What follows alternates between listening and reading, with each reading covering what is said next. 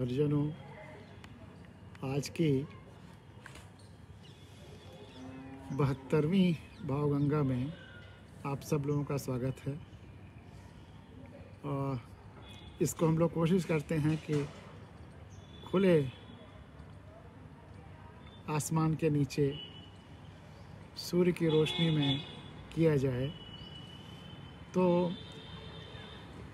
कल बिल्कुल भी धूप नहीं निकली, दिन भर कोहरा रहा। आज अभी थोड़ी देर पहले धूप निकली है, इसलिए हम लोग 72वां अंक आज कर रहे हैं। और धूप भी बीच में गायब भी हो जा रही है।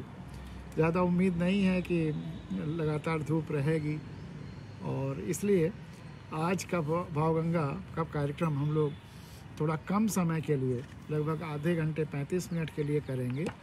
और इस छोटे समय में छोटी छोटी कविताएं, क्षणिकाएँ या हाइकू नुमा आपके सामने सुनाएंगे।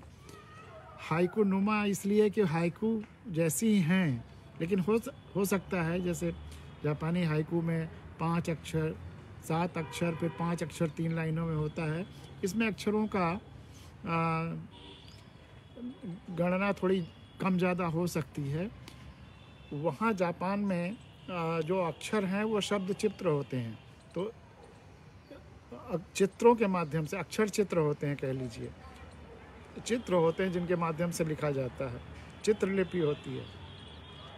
तो वहाँ एक जब वो चित्र बनाया जाता है तो कई अक्षरों का भाव दे देता है। लेकिन हमारे यहाँ चूँकि अक्षर एक निश्चित है, उसका अर्थ निश्चित है, तो वो उतना व्यापक अर्थ नहीं दे पाता जितना एक चित्र दे देते हैं। इसलिए शब्दों की सीमा में बांधना, उसका मैंने उल्लंघन किया है। और दूसरा ये है कि मेरा ये मानना है कि कोई भी बात अगर कही जाए तो पूरी बात कम्युनिकेट होनी चाहिए। उसको संक्षेप में कहने की इतना कम भी ना कहा जाए कि बात ही अधूरी रह जाए या बात कन्वे ही ना हो। बात को पूरा कन्वे होना चाहिए।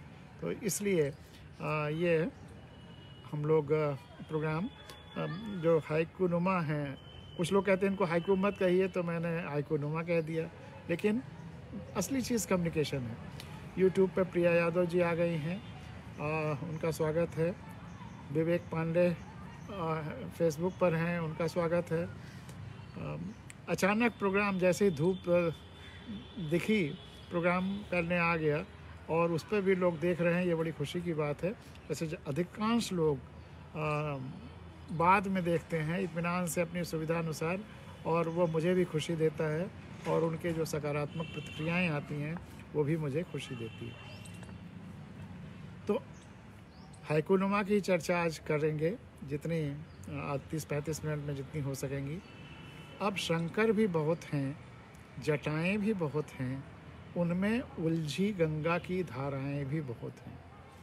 अब शंकर भी बहुत हैं, जटाएं भी बहुत हैं, उनमें उलझी गंगा की धाराएं भी बहुत हैं, और उलझ करके वो गंगा प्रदूषित भी हो जा रही हैं। अब शंकर भी बहुत हैं, जटाएं भी बहुत हैं, उनमें उलझी गंगा की धाराएं भी बहुत हैं। इसलिए अब भगीरथ भी बहुत चाहिए। अब एक भगीरथ से काम करने वाला नहीं है। अब शंकर की जटाओं से भगीरथ को जन कल्याण के लिए, जन जन तक ले चलने के लिए बहुत भगीरथ चाहिए। गंगा को शुद्ध करने के लिए बहुत भगीरथ चाहिए। अब एक भगीरथ से काम नहीं चलेगा। मैं बार बार कहता हूँ कि अब इस देश में, एक तो मैं ये हमेशा कहता हूँ कि 7 लाख लोगों की कुर्बानी से, जो स्वतंत्रता आंदोलन के जो फांसी के फंदे पर झूले, जो जिन्होंने गोलियाँ खाई, जिन्होंने अपने प्राणों का उत्सर्ग किया, जिन्होंने अपना सब कुछ निछावर कर दिया, उनकी कुर्बानी से जो आज़ादी की गंगा, लोकतंत्र की गंगा, और फिर उनकी 3 साल की तपस्या से जो संविधान की गंगा अवतरित हुई, वो शंकर की जटाओं में उलझ के रह गई। वह जन कल्याण के लिए जन जन तक नहीं गई, जो हम लोगों का अपना अनुभव कहता है पिछले 7 साल का, गांव-गांव जाकर, शहर शहर जाकर। इसलिए अब उस आज़ादी, लोकतंत्र और संविधान की गंगा को जन जन तक ले जाने के लिए भी एक भगीरथ से काम नहीं चलेगा, बहुत भगीरथ चाहिए। अब वो भगीरथ तो है नहीं जिनकी तपस्या से, जिनकी कुर्बानी से ये आज़ादी, लोकतंत्र और संविधान अवतरित हुआ। अब चूँकि वो नहीं है और इसको जन कल्याण के लिए जन जन तक जाना, इसलिए हम ही लोगों को भगीरथ बनना पड़ेगा। तो चाहे लोकतंत्र की गंगा हो, चाहे प्रदूषण की जो समस्याएं हैं उनसे निजात के लिए, चाहे और जितनी समस्याएं हैं देश में, धरती पर, वो इतने ज़्यादा उस शंकरों की जटाओं में वो समस्याएं उलझी हुई हैं कि उनके निराकरण के लिए बहुत भगीरथ चाहिए। अब एक भगीरथ की तपस्या से काम नहीं चलेगा, बल्कि हम सबको भगीरथ बनना पड़ेगा। अब शंकर भी बहुत हैं, जटाएं भी बहुत हैं, उनमें उलझी गंगा की धाराएं भी बहुत हैं, इसलिए अब भगीरथ भी बहुत चाहिए। और स्वार्थ की वजह से जीव या तो चलता है या रेंगता है। स्वार्थ की वजह से जीव या तो चलता है या रेंगता है। निस्वार्थ होकर या तो स्थिर हो जाएगा या उड़ने लगेगा। निस्वार्थ होकर या तो स्थिर हो जाएगा या उड़ने लगेगा। स्वार्थ की वजह से जीव या तो चलता है या रेंगता है। निस्वार्थ होकर या तो स्थिर हो जाएगा या उड़ने लगेगा। कल की ह्यूमन वैल्यूज़ के कार्यक्रम में जब वहाँ पर हम लोग चर्चा कर रहे थे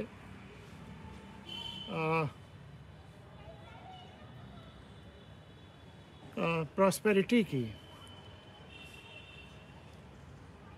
समृद्धि की, तो यही बात हो रही थी, कितनी समृद्धि चाहिए, कितनी समृद्धि चाहिए। समृद्धि इतनी ना हो जाए कि हमारे ऊपर बोझ बन जाए। हमें तनाव मुक्त रखे उतनी समृद्धि तो चाहिए, लेकिन बोझ मुक्त कर देने भर की समृद्धि नहीं चाहिए। हमें एक समृद्धि की अपनी सीमा भी तय करनी चाहिए। तो अधिक समृद्धि आपके लिए बाधा बन जाता है। स्वार्थ आपके लिए बाधा बन जाता है, वो बाधा न बने। और जब आप सबसे जुड़ाव महसूस करते हैं, स्वार्थ की जगह पे संतुलन जहाँ आ जाता है या स्व का विस्तार होने लगता है, तब फिर आप या तो स्थिर हो जाएंगे या उड़ने लगेंगे, या तो फिर आपकी उड़ान शुरू हो जाएगी, आपको आनंद की उड़ान और संबंधों की उड़ान और हर तरह की उड़ान, और या स्थिर हो जाएंगे मतलब ध्यानस्थ हो जाएंगे। मेडिटेशन जैसी स्थिति आ जाएगी, वह निश्चिंतता वाली स्थिति आ जाएगी। अगली हाई को देखिए। ऐसा है कि मनुष्य को जो कुछ है आसपास सबका उपयोग करना, सबका सबके कल्याण के लिए उपयोग करना सीखना होगा। अगर सड़न भी है तो उसका भी उपयोग हो सकता है, क्योंकि ये पूरी धरती एक साइक्लिकल प्रोसेस है। किसी की सड़न, किसी का वेस्ट दूसरे के लिए यूटिलिटी हो सकती है। मनुष्यों की सड़न पेड़ पौधों के लिए खाद हो सकती है। तो उस साइक्लिकल प्रोसेस को, चक्रीय दशा को समझना है। हाँ, पोल्यूशन दूसरी चीज़ है, विषैली चीज़ें दूसरी चीज़ हैं, केमिकल्स और वो जो चीज़ें जो धरती के हर तरह से नुकसान पहुंचाती हैं वो नहीं। जो बायो वेस्ट की सड़न है, क्योंकि पूरा प्रोसेस बायोटिक है, तो इसलिए जैवीय है, उसको समझना होगा। और उसके संदर्भ में जहाँ सड़न होती है उसका भी प्रयोग करना है। जहाँ सड़न होती है पूरे संपूर्णता में, पूरे एग्जिस्टेंस के सिलसिले में जब आप इस 3 लाइनों को देखेंगे तो और आनंद आएगा। जहाँ सड़न होती है वहाँ फैलाता हूँ जड़ें, जहाँ सड़न होती है वहाँ फैलाता हूँ जड़ें, और जहाँ मिलता है खुला आकाश, और जहाँ मिलता है खुला आकाश वहाँ खिलाता हूँ फूल। जहाँ सड़न होती है वहाँ फैलाता हूँ जड़ें, और जहाँ मिलता है खुला आकाश वहाँ खिलाता हूँ फूल। और अगली हाई को, जब पंख भी आ जाएं, उड़ना भी सीख जाएं, फिर भी न उड़ें, तो इसे क्या कहेंगे? जब पंख भी आ जाएं, उड़ना भी सीख जाएं, फिर भी न उड़ें, तो इसे क्या कहेंगे? ईश्वर ने हमें जो शक्तियाँ दी हैं उनको न पहचानें, उनका न उपभोग करें, तो फिर इसे क्या कहेंगे? अत्याचार अन्याय के खिलाफ आप आवाज़ भी न उठाएं, तो इसे क्या कहेंगे? आपको अपनी शक्तियों का प्रयोग करना पड़ेगा हर दिशा में, चाहे वो अन्याय अत्याचार के खिलाफ हो, चाहे अपने शक्तियों और क्षमताओं का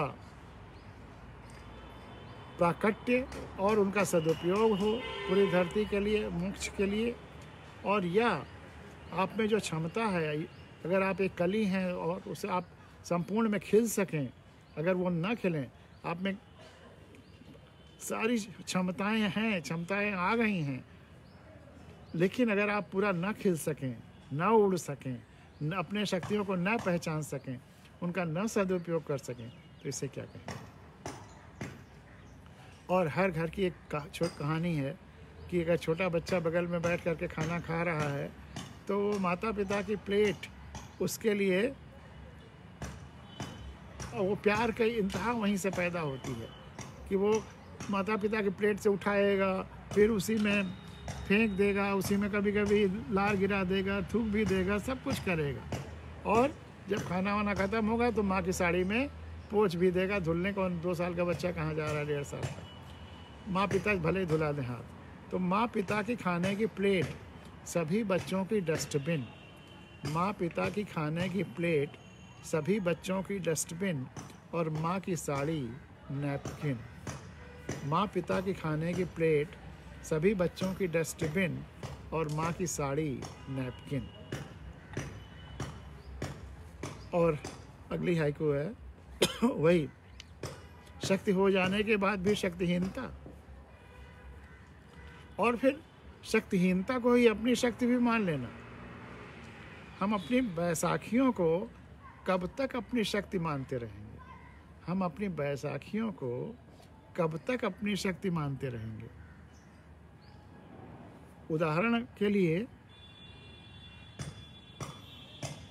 गांधारी ने अपने आँखों पर पट्टी बांध ली, एक बैसाखी लगा ली आँख पर एक तरह से, और उसी को शक्ति मानने लगी। यहाँ तक कि उन्हें यह भी बता दिया गया कि तुम जिसे भी देखोगी वो फौलाद का हो जाएगा, इतनी तुम्हारी आंखों में शक्ति आ गई। शक्तिहीनता को शक्ति मानने लगी। ऐसे जिंदगी में अनगिनत उदाहरण हैं। बहुत लोग यहाँ तक कह देते हैं कि सबते अच्छे मूढ़ जिन्हें नहीं डापा ही जगत गति, मूढ़ता को, अज्ञानता को प्रीमियम पे रखा गया, यानी कि अशक्ति को प्रीमियम पे रखा गया। इसी बात को हमारी एक दूसरे हाइकू कविता में है कि हमारी कमजोरियाँ होती रही पुरस्कृत, हमारी कमजोरियाँ होती रही पुरस्कृत, और हमारी शक्तियों को दबाने की होती रही कोशिशें बार बार। हमारी कमजोरियाँ होती रही पुरस्कृत और हमारी शक्तियों को दबाने की होती रही कोशिशें बार बार। जब हम बैसाखी पे चलते हैं या हम कमज़ोर होते हैं तो दूसरे लोगों को बहुत अच्छे लगते हैं। दूसरे लोग कहते हैं वाह वाह, बहुत अच्छा बहुत अच्छा। लेकिन अगर हम अपनी शक्तिशाली होने लगते हैं तो ज़्यादातर लोग कहते हैं अरे तुम ये क्या कर रहे हो, तुम शक्ति, मतलब हमारी शक्ति दूसरों को अखरती है और हमारी शक्तिहीनता दूसरों को अच्छी लगती है। इससे उबरना होगा। और हम खुद दूसरों की सुना सुनी, फिर क्योंकि अपने को पहचानने की कोशिश नहीं करते, तो दूसरों की सुन करके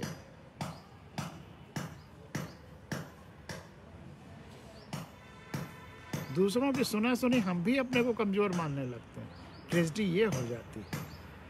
तो हम अपनी बैसाखियों को, अपनी कमजोरियों को, या हम अपने एबनॉर्मलिटीज़ को कब तक अपनी शक्ति मानते रहेंगे?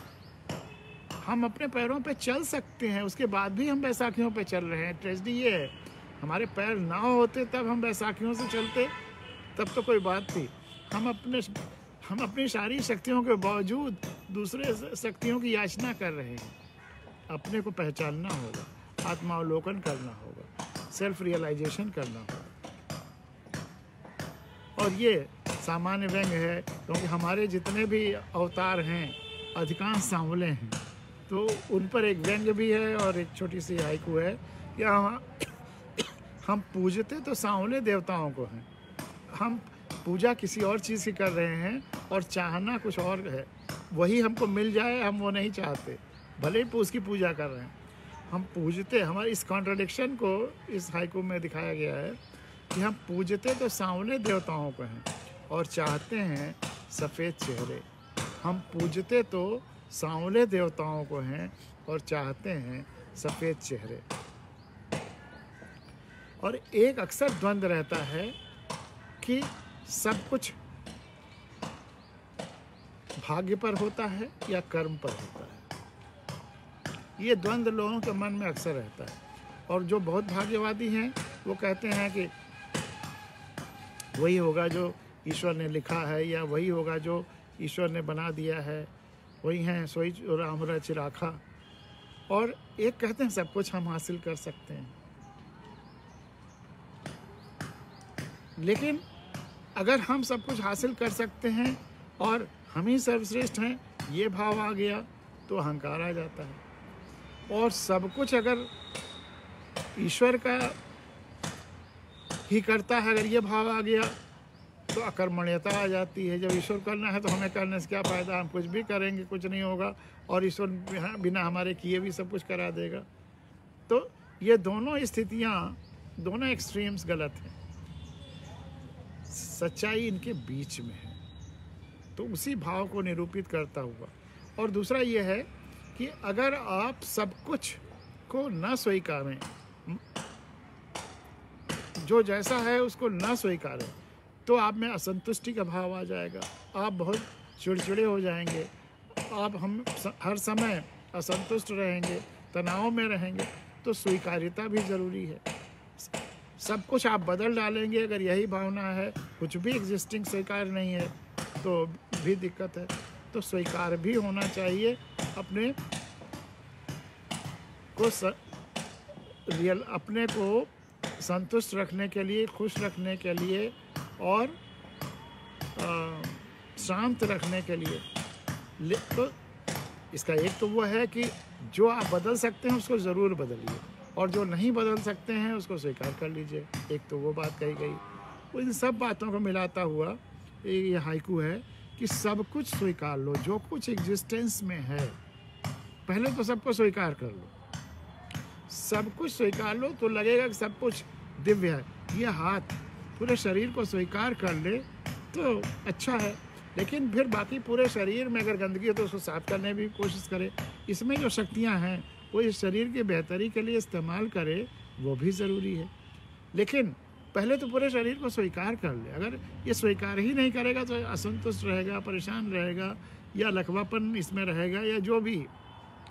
तो सब कुछ स्वीकार लो, सब कुछ दैवीय हो जाएगा, दिव्य हो जाएगा, सेंसिटिविटी से जुड़ा हुआ हो जाएगा, चेतन हो जाएगा। क्योंकि आप जहाँ जहाँ सेंसिटिवली कनेक्टेड हैं उस सब से चेतना के द्वारा फिर जुड़े हुए हैं। तो जब ये आप सबको स्वीकार कर लेंगे तो सब कुछ से चेतना के साथ जुड़ जाएंगे। ये अगर हाथ सबको स्वीकार कर रहा है पूरे शरीर से तो चेतना के साथ जुड़ा हुआ है। तो सब कुछ स्वीकार लो, सब कुछ दैवीय हो जाएगा। लेकिन ये लेकिन बहुत महत्वपूर्ण है, स्वीकारो अपनी शक्ति को भी। आपके करने से होता है, इसको भी स्वीकारो, क्योंकि ये जो शक्ति है आपको करने की, यह भी ईश्वर ने ही दिया हुआ। बाकी सब जो बनाया हुआ एग्जिस्टेंस है वो तो ईश्वर का या समष्टि का है ही, लेकिन आपकी शक्ति भी उसी समष्टि का अंग है। ये हाथ अगर ये शरीर का है तो इसकी शक्ति भी शरीर की है, शरीर से ही जुड़ी हुई है। तो इस हाथ की शक्ति का, हाथ को, शरीर को तो स्वीकारना है, अपनी शक्ति को भी स्वीकारना है, और इस शरीर के सार्थक सकारात्मक उपयोग करना है। ऐसे ही हमें अपनी शक्ति को इस्तेमाल करता हुआ इस एग्जिस्टेंस के लिए सकारात्मक कार्य करने हैं। अपनी शक्तियों को सकारात्मक कार्य करें सबके कल्याण के लिए, यही तो मोक्ष है। तो सब कुछ स्वीकार लो, सब कुछ दैवीय हो जाएगा, लेकिन स्वीकारो अपनी शक्ति को भी। और कितनी बड़ी साधना है, कितनी बड़ी साधना है सही इच्छाएं करना। इच्छा ना करना अच्छी बात नहीं है, सही इच्छा करना अच्छी बात है। कितनी बड़ी साधना है सही इच्छाएं करना। और सही इच्छाएं क्या हैं? विन विन विन के हिसाब से, अपने लिए भी जो उचित हो, जिसके साथ हमारा संबंध संपर्क है उसके लिए भी उचित हो, और जो कुछ एग्जिस्टेंस में है उसके लिए भी उचित हो, धरती पर जो है, देश में है, प्रकृति में है, उसके भी लिए उचित हो। सही इच्छाएं करना कितनी बड़ी साधना है, कितनी बड़ी साधना है सही इच्छाएं करना। और मैं तो गणना वाले विभाग में रहा जिंदगी भर, वित्त विभाग में, और उसके उतने अनुभव के बाद भी, 36-37 साल के अनुभव के बाद भी जो हाइकू बनी कि जो गणना नहीं करता या जानता, जो गणना नहीं करता या जानता, उसका कुछ भी कभी गायब नहीं होता। जो गणना नहीं करता या जानता, उसका कुछ भी कभी गायब नहीं होता। इसके दो अर्थ हैं। एक अर्थ है कि चिड़ियों का एग्जाम्पल ले लीजिए। चिड़ियाँ, ये बहुत रिसर्चेज इस पे हुई कि चिड़ियों को कितनी गिनती आती है। तो कुछ चिड़ियों को 2 तक गिनती आती है, किसी को 3 तक, किसी को 4 तक, किसी को 5 तक। 5 या 6 से आगे चिड़ियों को गिनती नहीं आती। तो अगर किसी चिड़िया ने 6 अंडे दिए और उसको 3 तक गिनती आती है, तो छठा अंडा अगर गायब भी हो गया, कोई लेके चला भी गया या नीचे भी गिर गया या कोई कौवा वगैरह लेके चला गया, तो उसे पता नहीं चलेगा, क्योंकि गिनती उसको 3 ही आती है। 3 के बाद उसे सब बराबर लगेंगे। 5वां भी कोई लेके चला गया तब भी उसे महसूस नहीं होगा, चौथा भी कोई लेके चला गया तब भी महसूस नहीं होगा। लेकिन जब तीसरा कोई ले जाएगा तो उसे तकलीफ होगी, उसे पता चल जाएगा या बहुत परेशान हो, उसे लगेगा कि मेरा कुछ गायब हो गया।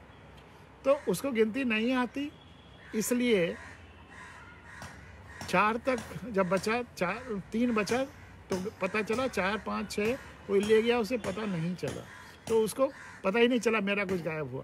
क्योंकि अगर वो 3 तक भी गिनती न जानती तो शायद वो भी न पता चलता। तो गणना न जानने का एक तो यह दृष्टिकोण है या ये कि यह आयाम है जो चिड़ियों का साथ रिसर्च करके, और दूसरा कबीर का वो आयाम ले लीजिए कि कबीरा मन निर्मल भया, जिसको मैं अक्सर कहता हूँ, बड़ा प्यारा दोहा है। कबीरा मन निर्मल भया जैसे गंगा नीर, और पाछे पाछे हरि फिरें कहत कबीर कबीर। जब आपका मन निर्मल हो जाता है तब गणना उड़ना के चक्कर में आप नहीं पड़ते। जब आप गणना के ऊपर हो जाते हैं, गणना के ज़्यादा चक्कर में नहीं रहते, तभी मन की निर्मलता की तरफ जाते हैं। और जब आप शुद्ध निर्मल मन हो जाता है, जब सबसे संवेदनात्मक जुड़ाव महसूस होने लगता है, जब ट्रस्टीशिप का भाव आने लगता है, उस स्थिति में आप जब गणनाओं से ऊपर उठ जाते हैं, भाव निर्मल हो जाते हैं, मन निर्मल हो जाता है, तो कबीरा मन निर्मल भया जैसे गंगा नीर, और पाछे पाछे हरि फिरे कहत कबीर कबीर। तो फिर आपके पीछे पीछे वो जिस चीज़ की आप गणना करना चाह रहे थे या होता या करते, वो सब तो बहुत छोटी चीज़ है। खुद हर या पूरा एग्जिस्टेंस फिर आपके पीछे पीछे भागता है, ये सब आपका हो जाता है। फिर गायब क्या होगा? सब आपके पीछे पीछे चलने लगता है। आपके पीछे पीछे आपकी जिन चीज़ों गणना करते हैं वो सब, तब वो अट्रैक्शन आ जाता है। कोई आपसे चीज़ रिपेल होती ही नहीं, हर चीज़ तो फिर आपके साथ जुड़ी हुई रहती है। तो जो गणना नहीं करता या जानता, उसका कुछ भी कभी गायब नहीं होता। अब ये हाइकू 80 के दशक में लिखी हुई हैं, जब मोबाइल वही शुरू में आ रहा था, तब उसके लिए एक छोटी सी हाइकू देखिए। परेशानियां भी लोगों का स्तर उठाती हैं, परेशानियां भी लोगों का स्तर उठाती हैं। आजकल उसका फ़ोन ख़राब है, आजकल उसका फ़ोन ख़राब है, इसलिए उसने मोबाइल ले लिया है। ये तब लिखा गया जब वो बड़े बड़े मोबाइल होते थे, जैसे कॉर्डलेस फ़ोन्स जिस तरह होते थे उसी तरह मोबाइल भी होते थे। परेशानियां भी लोगों का स्तर उठाती हैं, आजकल उसका फ़ोन ख़राब है, इसलिए उसने मोबाइल ले लिया है। डूबते को तिनके का सहारा, डूबते को तिनके का सहारा। तिनका भी कभी आदमी से बड़ा होता है जब आदमी बीज रूप होता है। पहले जब मैं सुनता था कि डूबते को तिनके का सहारा, ये कैसे? डूबते को तिनके का सहारा, ये जो कहा जाता है मुहावरा, लोकोक्ति, जो भी कह लीजिए, ये इस कैसे सच हो सकता है? लेकिन इसको जब बाद में कई डायमेंशन में सोचा तो इसके कई अर्थ है और बड़े अजीब अजीब अर्थ है।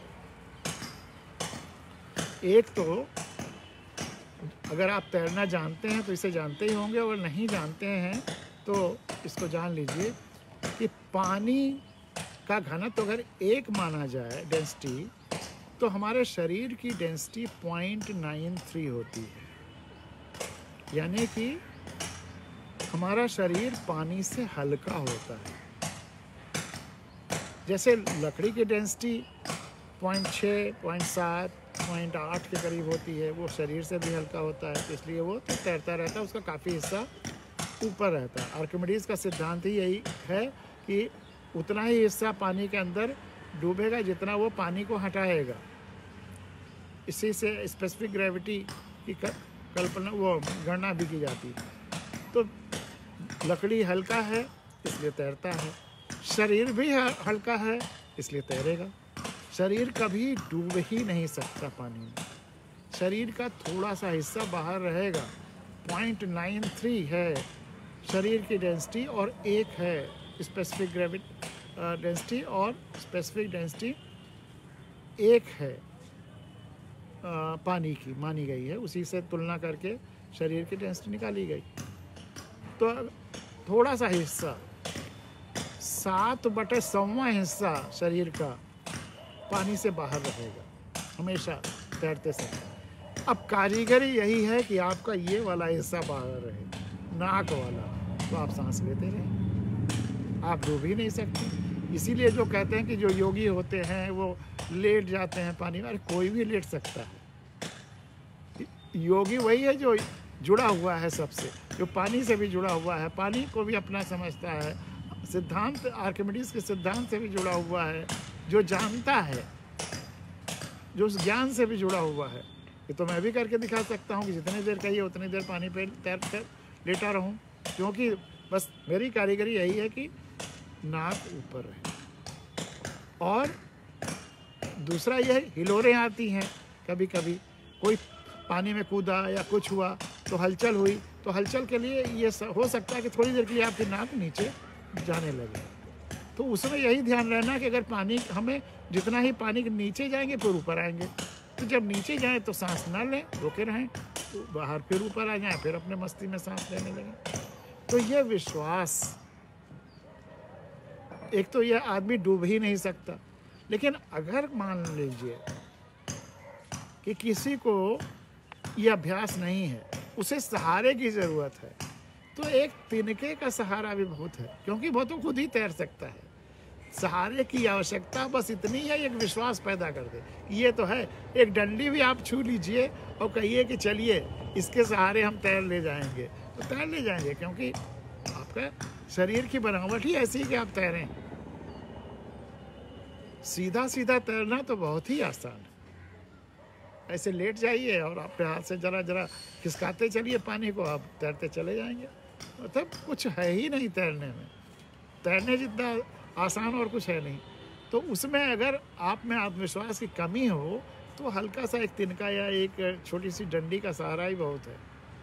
एक तो ये डायमेंशन है कि डूबते को तिनके का सहारा, तिनका भी कभी आदमी, और दूसरा इसका डायमेंशन कि तिनका भी कभी आदमी से बड़ा होता है।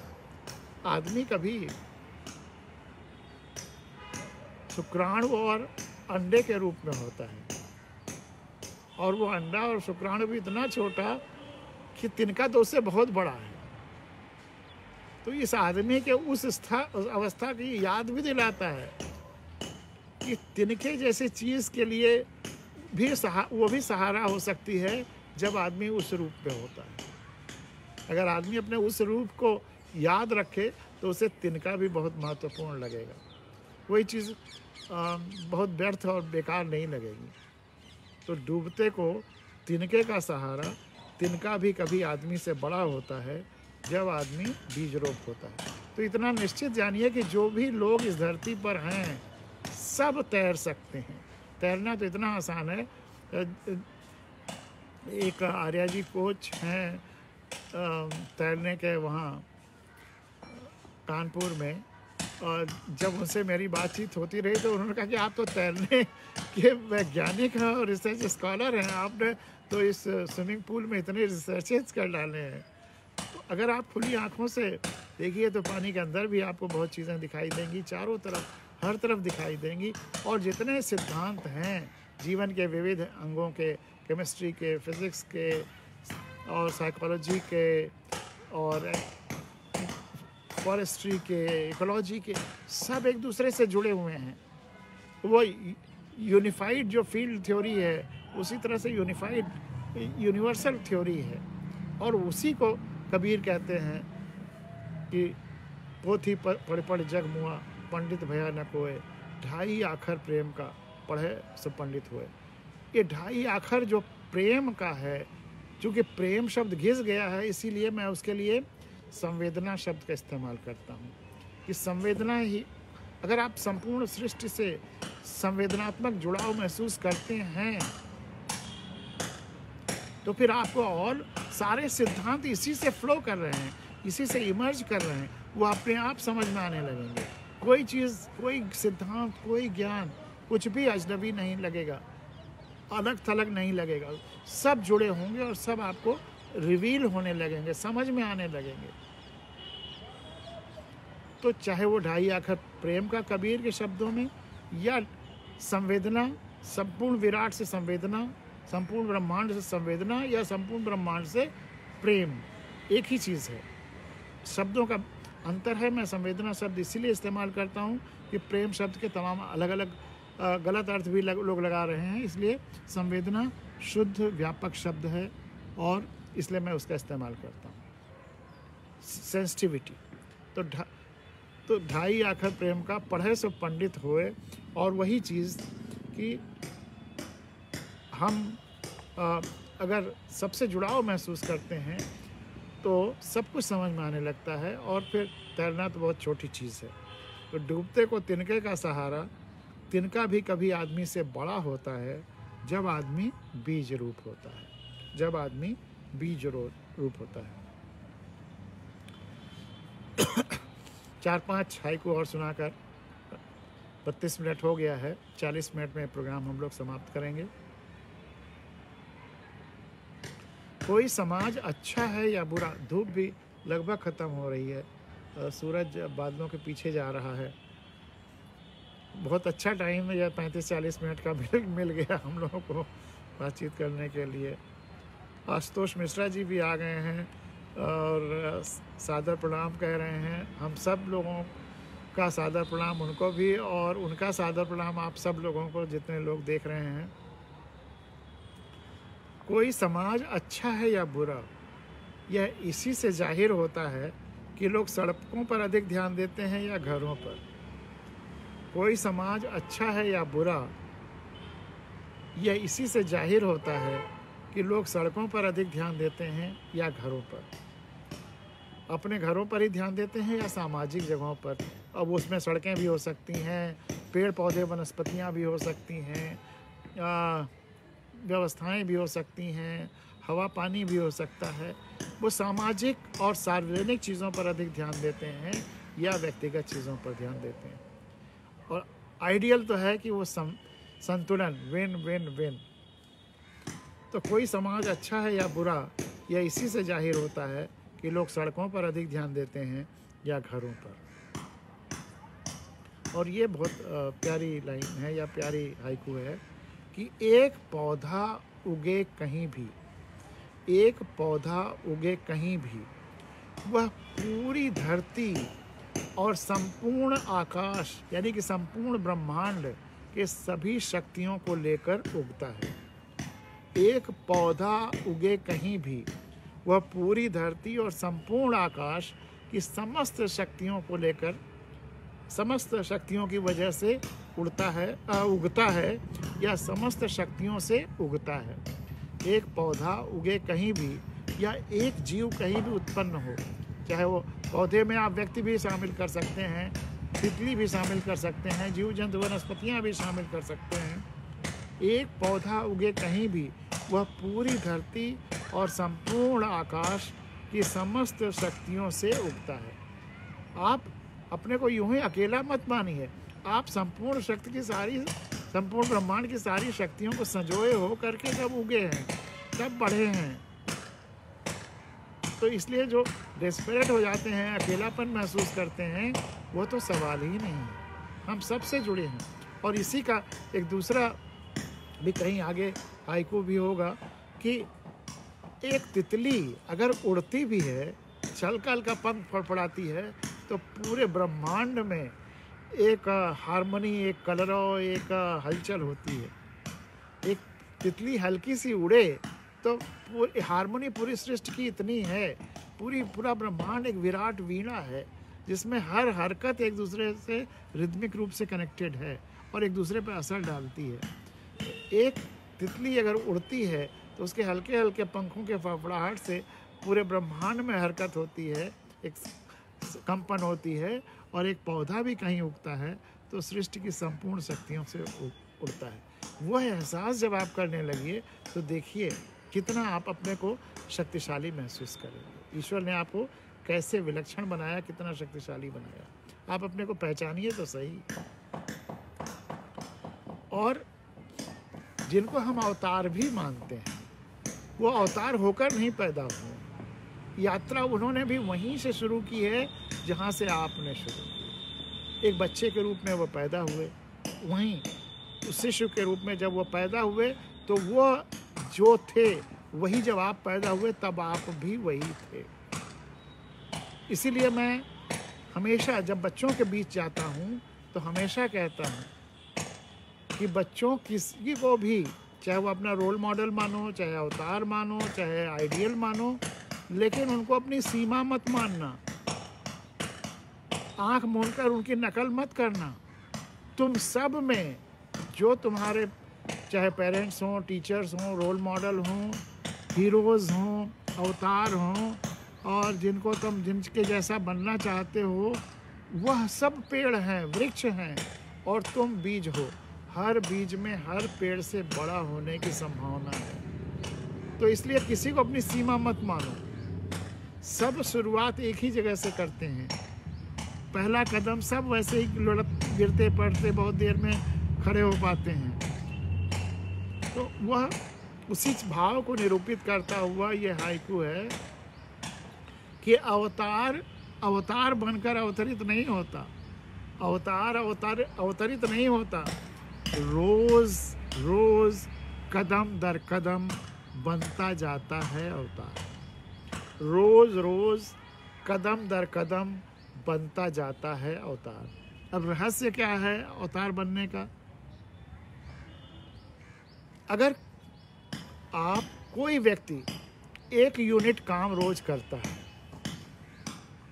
या कोई व्यक्ति मान लीजिए 100 यूनिट रोज काम करता है, 100 यूनिट रोज काम करता है, या बेस जितना है उसमें 100 यूनिट रोज बढ़ाता है, तो कोई व्यक्ति अगर 100 यूनिट रोज काम करेगा और आप और ज़्यादा नहीं, 100.0001 यूनिट काम करिए और लोगों से थोड़ा ज़्यादा, बहुत थोड़ा ज़्यादा काम करिए। मैक्सिमम अगर जितना लोग काम करते हैं उससे बहुत ज़्यादा काम करिए रोज़, बहुत थोड़ा सा, ज़्यादा नहीं, बहुत थोड़ा ज़्यादा काम करिए।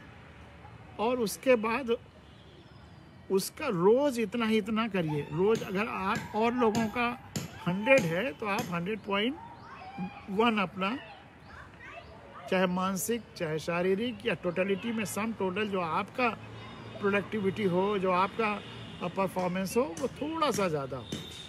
और हर रोज़ इतना ही ज़्यादा करते जाइए। तो 365 दिन हुए, और अगर आप 100 साल जिए 100 साल की आयु मान लीजिए, तो 365 100 365 100 सैकड़ा, हजार, 10,000, लाख, 3,65,000 दिन आप जिए। तो और लोगों का परफॉर्मेंस 100 इंटू पावर 3,65,000 और आपका 100.1 या 100.001 टू द पावर 3,65,000। आप इसको कैलकुलेट करके देखिए तो इतना छोटा सा अंतर जो रोज होगा वो सम टोटल पूरी लाइफ में लगभग इनफाइनाइट गुना ज़्यादा हो जाएगा। और यही अवतारत्व का सीक्रेट है और कुछ नहीं है। जितना और लोग करते हैं उससे आप थोड़ा ज़्यादा रोज करिए, चाहे अपनी एक्सीलेंस के द्वारा, चाहे अपने आलस्य त्याग की वजह से, चाहे आप टालिए नहीं, रोज कर डालिए। इसी तरह से बाकी सब एकदम नॉर्मल रहेंगे। तो इस तरह से रोज अगर आप अपनी क्षमताओं का बेहतर इस्तेमाल करेंगे और आप चिंता में, अवसाद में, परेशान हो जाने में, दूसरों के क्रिटिसाइज करने में, कीचड़ मथने में, वो है ना, it is better to light a candle than cursing the darkness. Situation को, लोगों को क्रिटिसाइज करने में, निंदा करने में, निंदा बहुत लोगों को, अरे तमाम सारे साहित्यकारों को, बड़े बड़े साहित्यकारों को मैंने सुना है कि पर निंदा रस की बड़ी श्रेष्ठता और कितना उसके बारे में चर्चा करता हुआ निंदा को रस मानने लगने। हम दूसरे की चर्चा, निंदा क्यों करें? हम सकारात्मकता की बात करें। उदाहरण के लिए कभी इक्का दुक्का तो ठीक है, लेकिन आप नकारात्मकता, कलयुग है यही मान करके कुछ न करना या कर्मण्यता, इन सब से ऊपर उठिए। अपने शक्तियों का लगातार सकारात्मक उपयोग दिन पर दिन, साल दर साल करते जाइए तो आप और किसी भी अवतार से किसी मामले में कम नहीं रहेंगे और कोई अवतार हमारी सीमा नहीं बन सकता। हम सब उसी विराट के अंग हैं, जैसे वह अवतार भी विराट के अंग कोई रहे होंगे। तो अवतार अवतरित नहीं होता, अवतार अवतरित नहीं होता, रोज रोज कदम दर कदम बनता जाता है अवतार। अवतार अवतरित नहीं होता, रोज रोज कदम दर कदम बनता जाता है अवतार। और आखिरी दो शेर जो बहुत प्यारे हैं मुझे लगते हैं, और शेर कह रहे हैं, हाइकू जो मुझे बहुत प्यारे लगते हैं, कई बार मैं कह भी चुका हूँ, लेकिन अब समापन के पहले इसको एक बार फिर कहना चाहूँगा कि वह भी दुनिया को बुरा कहने लगा है, वह भी दुनिया को बुरा कहने लगा है, लगता है वह भी बुरे माहौल में रहने लगा है। वह भी दुनिया को बुरा कहने लगा है, लगता है वह भी बुरे माहौल में रहने लगा है। अन्यथा आप उस माहौल से थोड़ा सा अलग आइए, खुले आकाश में, पेड़ों पौधों वनस्पतियों के बीच में, चिड़ियों के बीच में, फूलों के बीच में, और सबसे जुड़ाव महसूस करके देखिए। अभी भी ईश्वर एक अच्छे बच्चे धरती पर पैदा कर रहा है। अभी भी ईश्वर, एक आप पौधा बीज बोइए तो पौधा उग जाएगा, फूल खिल रहे हैं, फिर बुरा कैसे हो सकता है? ये कलयुग या ज़माना कैसे ख़राब हो सकता है? तो वह भी ज़माने को या दुनिया को बुरा कहने लगा है, लगता है वह भी बुरे माहौल में रहने लगा है। उसको उस बुरे माहौल से बाहर निकालने की प्रेरणा दीजिए। और अगला, इसी के साथ अपना ये आज का प्रोग्राम भावगंगा का समाप्त होता है। धरती की कीचड़ देख भागा, धरती की कीचड़ देख भागा, तो जहाँ पहुँचा वहाँ आकाश में कीचड़ था। धरती की कीचड़ देख भागा, तो जहाँ आकाश में कीचड़ था। और ये उस संदर्भ में है कि मेरा जैसे बचपन बोरा झोरा लेके आम के पेड़ के नीचे, और वहीं प्राइमरी स्कूल तक पढ़ाई, उसी माहौल में, स्कूल की बिल्डिंग नहीं थी, और बरसात में जब आदमी और जानवर सबका मैला बह रहा, उसी में नंगे पाँव स्कूल जाना या किसी काम के लिए जाना, उस गली से उन गलियों से, तो लगता था इससे मुक्ति मिल जाती, बड़ा बहुत बाकी से बहुत अच्छा लगता था गांव का। लेकिन वहाँ से जब शहर आकर के सारा, उससे तो मुक्ति मिल गई, लेकिन यहाँ दूसरे तरह के प्रदूषण का कीचड़, हवा अशुद्ध उसका कीचड़, और ये मीडिया पॉल्यूशन आजकल जो ज़्यादा हो रहा है, अफवाहें और झूठ, इसका पॉल्यूशन, तो बात यही हो गई कि धरती की कीचड़ देख भागा, तो जहाँ पहुँचा वहाँ आकाश में कीचड़ था। और भावगंगा का अपना उद्देश्य ही यही है कि धरती और आकाश दोनों के कीचड़ मिटाना है। धरती और आकाश दोनों के कीचड़ मिटाने के लिए ही इस भावगंगा की शुरुआत की गई, इस प्रोग्राम की शुरुआत की गई। अब आप इन दोनों अगर हाइकुओं को मिला करके कहना चाहें, आप मुझ पे ये भी कह सकते हैं, एक तरफ तो कहते हैं कि वह भी ज़माने को बुरा कहने लगा है, लगता है वो भी बुरे माहौल में रहने लगा है, और दूसरा ये है कि धरती की कीचड़ देख भागा, तो जहाँ पहुँचा वहाँ आकाश में कीचड़ था। तो जब मैं ये कह रहा हूँ कीचड़ देख वहाँ से भागा, जहाँ पहुँचा वहाँ आकाश में कीचड़, तो मैं भी तो बुरा कह रहा हूँ।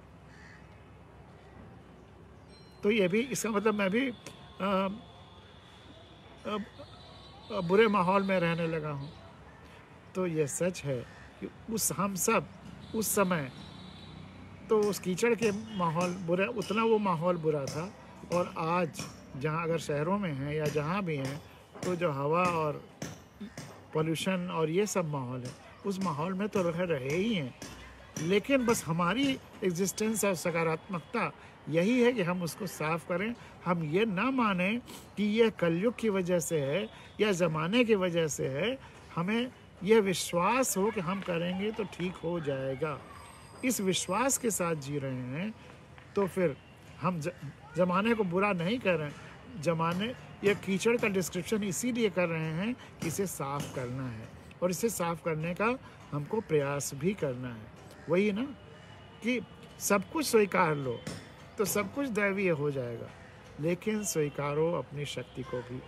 तो हम सबको ईश्वर ने, प्रकृति ने, एग्जिस्टेंस ने, ब्रह्मांड ने इतनी शक्तियाँ दी हैं कि हम अपने आसपास की सारी गड़बड़ियों को, जिन्हें हम गड़बड़ी समझते हैं, उसको ठीक करें, और सारे कीचड़ों को, चाहे धरती के हों चाहे आकाश के, उनको ठीक करें और एक सकारात्मक जीवन जिए, और भविष्य के लिए प्रकृति को, धरती को और बेहतर बना करके जाएं।